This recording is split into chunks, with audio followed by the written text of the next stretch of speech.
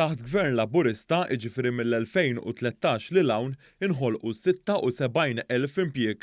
Dan intqal mill-Ministru għall-Ekonomija, l-Investiment u Negozji żgħar Silvio Xkembri fil-Parlament waqt l-estimi finanzjarji ta' dan il-Ministeru. 76,000 fisser aqbad 15-il sena ta' Gvern Nazzjonalista, l-aħħar 15-il sena. Mhux 5 snin biss ta' 3 leġislaturi sħaħ. Aqbdu 15-il sena taħt Gvern immexxi minnkom. Għoddu dawk ix-xogħlijiet kollha li ħloqtu u xorta ma taqbżuhomx. Dik id-differenza. 15-il sena tagħkom ma jaqbżux 8 snin ta' Gvern Laburista. Il-Ministru Silvio Xkembri qal kif bħalissa il-Gvern għaddej fuq xogħol ta' titjib fiż-żoni industrijali madwar pajjiżna.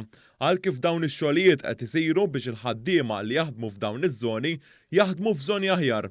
Il-Ministru għall-Ekonomija qal kif dan qed isir mingħajr ma tintmess l-ebda qar ġdida. Il-Ministru Silvio Xkembri qal kif se jkunu qed jinbnew 4 Life Sciences Parks ġodda b'investiment ta' ftit iżjed minn 100 miljun euro.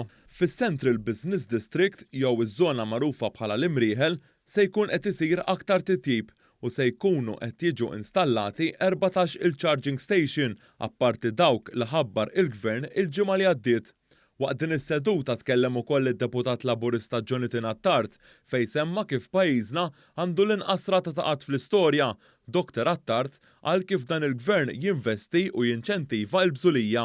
U matul is-snin, gvernijiet Laburisti, il-Partit Laburista mill-Gvern ħadem bla jeda u investa kemm felaħ fil-ħaddiem. U riżultat tek qed nirreġistraw fost l-ogħla rati ta' impjiegi u l-inqas rati ta' qatt kemm fl-istorja u anke qabel ma' pajjiżi oħra Ewropej.